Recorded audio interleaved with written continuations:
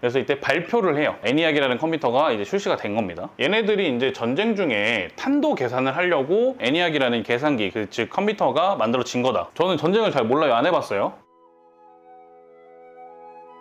지금 여러분이 쓰고 계신 컴퓨터, 노트북, 스마트폰, 이 기기들은 어디서부터 시작했을까요? 처음에는 단순했습니다. 그냥 계산 좀 빨리 해보자. 여기서부터 출발을 했고 진짜 딱 이거였거든요. 근데 그 계산이 뭐였냐? 포탄 궤도 계산, 탄도 계산, 한마디로 전쟁용이었어요. 과장하는 게 아니라 실제로 전쟁용으로 개발이 됐고요. 그 결과 만들어진 컴퓨터가 바로 애니악입니다. 오늘은 이 애니악에 대한 이야기를 한번 해보도록 할게요. 애니악의 시작, 애니악의 개발자는 두 명이 있는데요. 바로 존 모클리와 포레스퍼 에커트입니다. 1943년부터 1945년까지 2년간 개발이 됐고요. 발표는 1946년 2월 14일 발렌타인데이죠. 이때 개발이 완료됐습니다. 그래서 이때 발표를 해요. 애니악이라는 컴퓨터가 이제 출시가 된 겁니다. 근데 이게 웃긴 게 제가 전쟁용이라고 말씀드렸잖아요. 근데 전쟁이 끝나고 발표가 됐어요. 타임라인을 좀 보면 독일이 폴란드를 침공하면서 2차 세계대전이 1939년 9월 1일에 발발을 하는 거예요. 어떻게 끝났느냐 이걸 봐야 돼요. 1945년 5월 8일에 독일이 항복해요. 그리고 같은 해에 8월 15일, 이거 모르는 한국인 없어요. 그쵸? 광복절이죠. 네, 광복절이죠. 광복절에 어디가 항복했죠? 일본이 항복했죠. 전쟁이 종식된 거예요. 근데 이제 제가 아까 말씀드렸잖아요. 발표가 46년이야, 애초에. 46년 2월 14일이어가지고 전쟁에 쓰려고 이거를 개발을 했는데 못 쓴 거예요, 결국에는. 그렇다고 해서 뭐 쓰임이 여기서 이제 끝난 게 아니에요. 다른 예로도 많이 쓰였는데 뭐 몇 가지를 한번 예를 들어볼게요. 애니악이 그래도 너무 쓸모없는 애는 아니니까. 수소폭탄 계산. 계산이라고 하지만 이론 계산이에요. 그리고 두 번째로 핵무기 시뮬레이션, 맨해튼 프로젝트라고 부르는 거예요. 그리고 우리가 폰 노이만이라고 부르죠. 이제 이분이 애니악을 통해서 충격파 시뮬레이션도 진행하고요. 근데 폰 노이만은 이 다음에도 계속 나와요. 그리고 네 번째로 기상 예측 시뮬레이션. 그래서 이게 1950년대에 최초의 전상 기상 시뮬레이션으로 평가받고 있습니다. 이렇게 이런 식으로 쓰였다. 뭐 물론 더 몇 가지가 있겠지만 대표적인 것만 가져온 겁니다. 이 애니악이 만들어진 이유가 뭘까에 대해서 얘기를 해볼게요. 첫 번째 목표. 이게 목표들이 여러 개가 있어요. 애니악을 만들 때 포탄, 궤도 계산, 암호 해독, 여기에 뭐 이제 천문. 근데 천문은 전쟁에 쓰인다기보다는 애니악이 어쨌든 컴퓨터기 때문에 계산기거든요. 그래서 나온 얘기인 것 같아요. 어쨌든 얘네 둘이 나온 이유가 뭐냐면 병기국 소속이었던 BRL이라는 곳의 요청으로 개발이 된 거예요.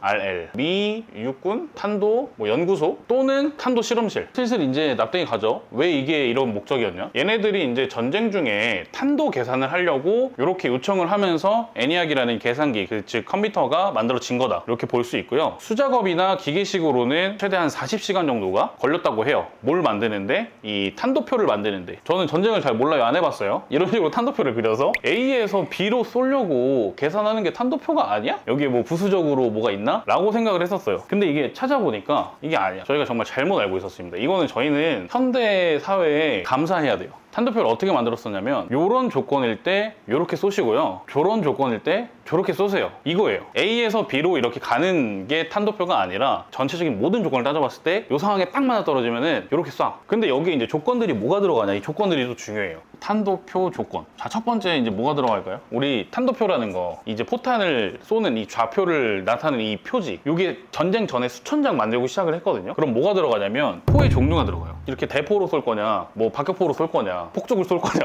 그럼 포의 종류. 그 다음에 두 번째가 포의 각도예요. 각도. 이렇게 쏴도 이렇게 멀리 날아갈 수 있잖아요. 이렇게 쏴서 더 멀리 날아갈 수 있고, 근데 너무 올려버리면 또 이렇게 해서 바로 앞에 떨어지니까 각도도 중요하고. 그리고 세 번째가 탄두의 무게. 무게가 만약에 무거우면 더 날아갈 수도 있고, 그 다음에 뭐 가벼우면은 이렇게 공기 저항에 의해서 가벼우니까 또 덜 날아갈 수도 있고. 근데 이제 이렇게만 적었지만 뭐 다른 것들에 또 세세한 것들이 있어요. 뭐 예를 들면은 기온, 공기 저항, 바람, 습도. 지금 막 7개 생각나는 대로 이렇게 쑥 이렇게 적었는데 분명히 더 있습니다. 이거. 그래서 이거를 계산하는데 0.1초 단위로 계산해요. 초 계산 단위가 시간이 0.1초예요. 뭐 0.1초 단위로 뭔가 시시각각 바뀌니까. 그래서 잘 생각을 해봐요. 탄도표가 이렇게 있는데 지금 쏴서 이렇게 날아가는 시간만 해도 시간이 시간이 걸리거든요. 그러니까 그런 변수를 계산하는 거죠. 그래서 이렇게 계산을 다 해보니까 드는 생각이 최대 40시간이 걸린다고 해도 이거 여기 있는 거 다 계산해가지고 수천 장인데 그 중에 하나 만드는 것만 해도 인재 아니야 이거? 이 정도면은 얘네 애니악 만들고 포상 줘가지고 얘네 저기 자가 집에 갔다 오라고 해줘야 되는 거 아니야? 그런 생각이 드는 거예요.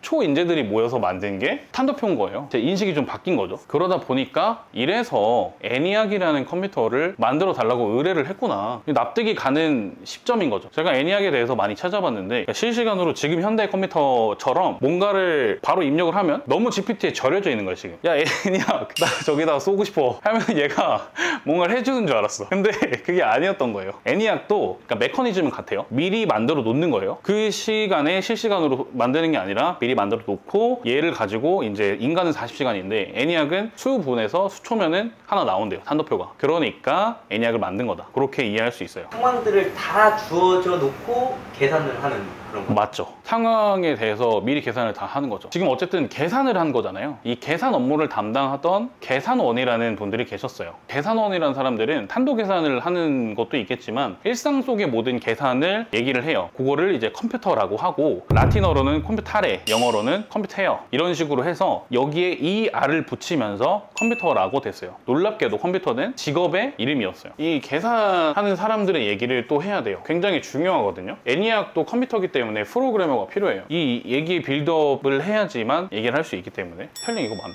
여기 이제 이 R이 붙어서 컴퓨터가 된 거고 계산원이라고 말할 수 있고요. 여러분이 지금 사용하고 계시는 컴퓨터라는 단어의 유래가 여기서 나왔다고 보셔도 무방해요. 1900년대 초중반에 뭐 여러 가지 계산할 일이 많잖아요. 그때는 컴퓨터가 이제 활성화가 된 게 아니니까. 이런 거를 하려면 사람들이 계산을 수작업으로 했어야 됐어요. 그래서 계산원이 많았고 계산원들은 보통 주로 여성들이 했어요. 그래서 그분들을 휴먼 컴퓨터라고 했습니다. 근데 이제 여성들이 줄을 잃었다라고 제가 말씀을 드렸는데 거기에 대한 몇 가지 시대적인 배경도 좀 알아야 돼요. 이유가 몇 가지가 있는데요. 첫 번째가 2차 세계대전이에요. 2차 세계대전이 나면 어쨌든 전쟁은 사람이 하는 거니까 징집을 해야 되거든요. 그래서 전 세계 각지에 있는 남성들이 징집이 돼요. 그러면서 결국에는 일손이 부족한 거예요. 한마디로 일할 사람이 부족하다. 그러면서 이 자리를 여성들이 메꿉니다. 그리고 두 번째가 계산 업무가 반복적이고 단순하다는 그런 인식이 있었어요. 이게 뭐냐면 계산은 이제 타자 이런 느낌인 거예요. 타자랑 그리고 사무 이래서 여성들이 많이 맡게 됐어요. 이 정도의 업무이기 때문에 계산도 비슷한 거 아니야? 그러면은 할 때 같이 해 이렇게 된 거예요. 그러면서 세 번째가 여성들이 이쪽으로 많이 나가다 보니까 그리고 시대가 점점 발전하다 보니까 수학이나 과학을 전공하는 고등교육을 받는 여성들이 많아진 거죠. 네 번째가 인건비가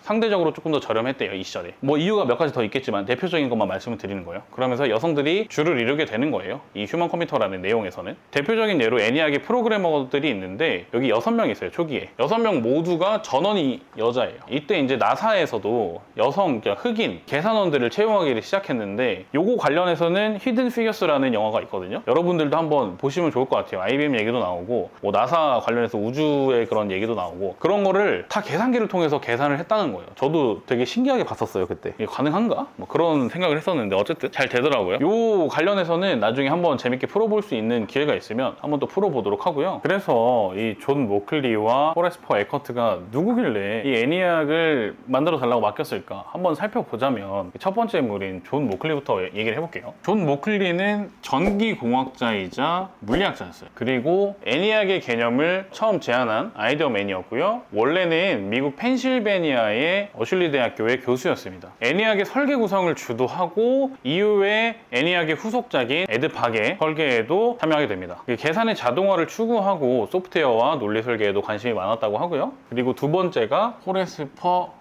에커트. 호레스퍼 에커트는 전기공학자였고 설계와 이제 제작 쪽을 담당을 하게 되고요. 뭐 물론 여기가 아이디어맨이었어도 같이 이게 했겠죠. 뭐 혼자 내가 아이디어 줬으니까 네가 다 해 이렇게는 안 했을 거예요. 같이 했을 거예요. 이 친구라고 하면 안 돼. 이분은 펜실베니아 대학교의 대학원이었어요. 대학원생. 이제 46년에 에커트, 모클리 이렇게 붙여서 자기네 이름을 따서 컴퓨터사를 만들어요. 자기네들이 어쨌든 컴퓨터를 만들었으니까. 이게 나중에 레밍턴랜드라는 회사로 넘어가면서 인수가 되면서 유니박을 또 만들어요. 어쨌든 컴퓨터 역사 하면 이거를 뺄 수가 없어요. 지금 뭐 에드박, 유니박, 뭐 애니악 이렇게 하잖아요. 이게 다 약자가 있어요. 엄청 길어서 저도 잘 몰라요. 둘 다 말도 안 되는 천재인데 한쪽은 뭐 논리 중심의 천재고 한쪽은 뭐 설계와 제작 중심의 천재고 서로 너무 잘 만났고 탄도 연구소가 너무 또 잘 요청했고 전쟁이 난 거는 안타깝지만 어쨌든 그렇게 했기 때문에 현대까지 오게 된 거예요. 원래는 애니악이 세계 최초의 컴퓨터라고 이제 좀 뭐 여러 매체에서 알려지긴 했는데 원래 같으면 전자식 컴퓨터의 시초는 콜로서스라는 게 따로 있어요. 사실은 얘가 최초라고 보는 시각도 있습니다. 관점에 따라 좀 달라요. 이제 이 관점을 모든 범주로 조금 넘기자면 안티키테라 머신이 또 최초의 컴퓨터라고 볼 수도 있는 거예요. 계산기이기는 합니다만 이걸 또 법적인 측면에서 한번 제가 또 따져봤더니 미국 법원에서는 1973년에 최초의 전자계산기 그러니까 즉 컴퓨터가 ABC라는 컴퓨터다라는 판결이 있어요. 그래서 이게 ABC가 뭐냐라고 찾아봤더니 1942년에 만들어진 컴퓨터가 하나 있더라고요. 다른 회사에서. 그 시대 배경에 맞물려 있으니까 네. 다양한 회사에서 출시가 많이 됐나 보네요.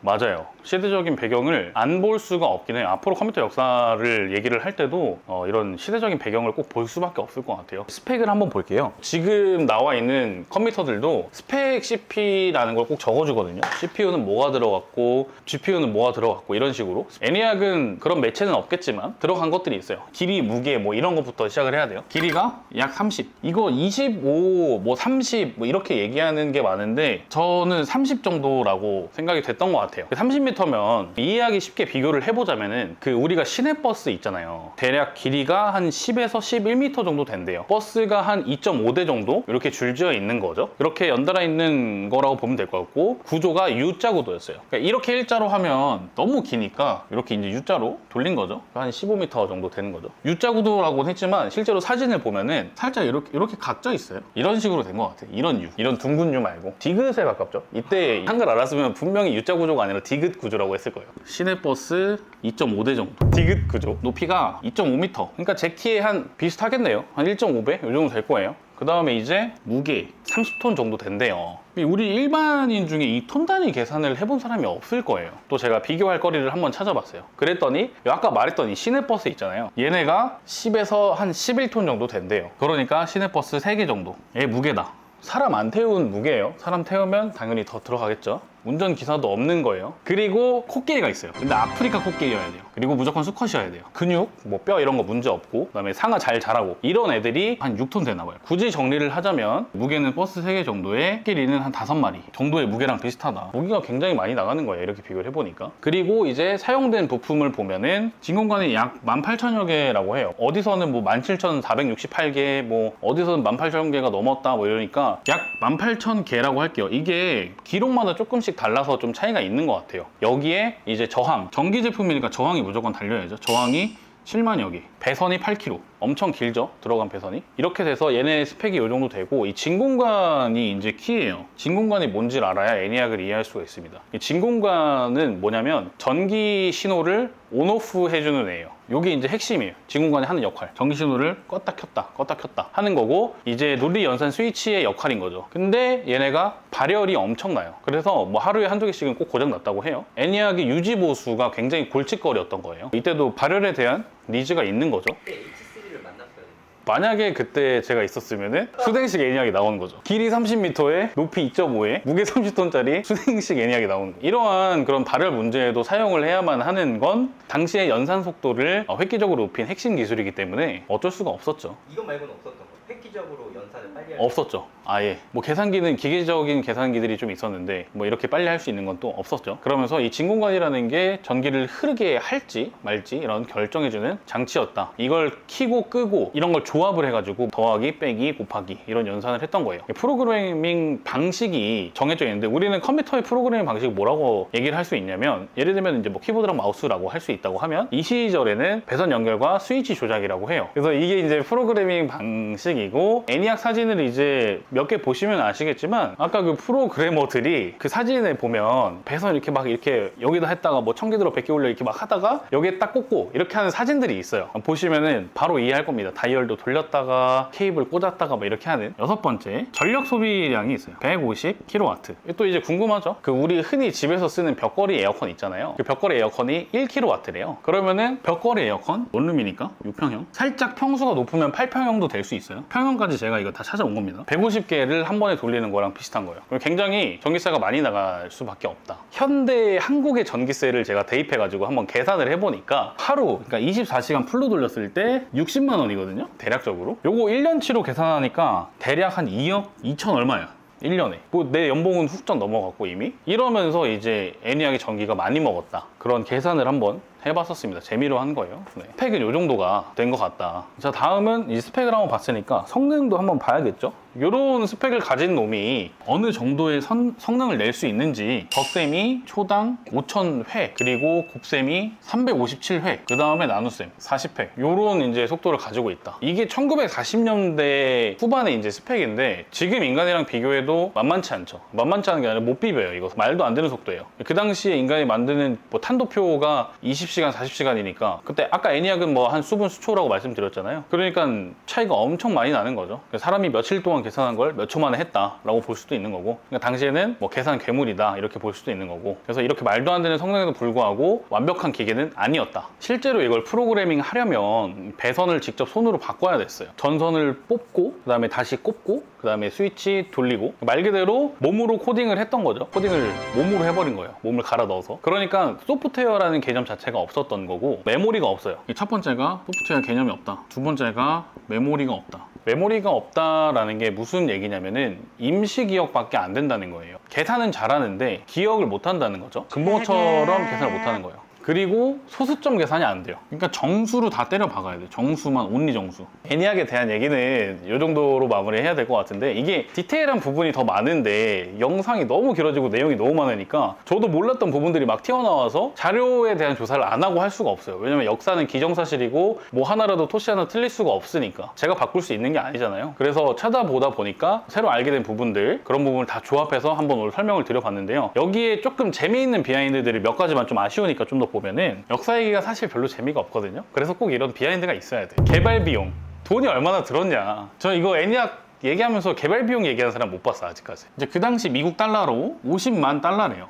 지금도 그렇지만 1940년도의 미국 달러 기준으로 어마어마한 금액이죠. 지금 가치로 환산하면 약 한 800만에서 한 1000만 정도? 하나로 치면 한 130억 정도 된대요. 전투기 한 대 값이에요, 이거. 전투기도 막 뭐 꼬진 전투기 말고 고급 전투기. 두 번째가 애니악은 10진법 컴퓨터다. 현대 컴퓨터는 0과 1로 이루어진 이진법 컴퓨터인데 애니악은 0에서부터 9까지 표현이 가능했습니다. 굉장히 인간적인 컴퓨터였다고 볼 수 있어요. 그리고 세 번째가 부팅 시간. 부팅 시간이 최소 수분에서 수시간. 정확히는 그때그때 조금 다를 수는 있는데 부팅 시간이 굉장히 길었대요. 일단은 뭐 시동 과정이 있어요. 그냥 바로 이렇게 띡 파워 버튼 눌러서 켜지는 게 아니라 전원 인가를 하고 시스템 안정화가 된 후에, 그리고 각 진공관에 체크가 다 이루어지고, 그리고 초기 설정을 하는 뭐 그런 과정이 있었고, 전기 시스템 작동까지 이제 여기서부터 수십 분에서 수시간이 걸렸다 라고 합니다. 거의 뭐 항공기 시동 거는 수준이죠. 자, 이렇게 컴퓨터의 역사 첫 번째 시간, 애니악에 대해서 한번 알아봤는데요. 계산을 조금 더 빠르게 해보겠다는 그 생각 하나가 이렇게 거대한 컴퓨터를 만들었고, 그게 지금 우리가 쓰고 있는 모든 디지털 기기의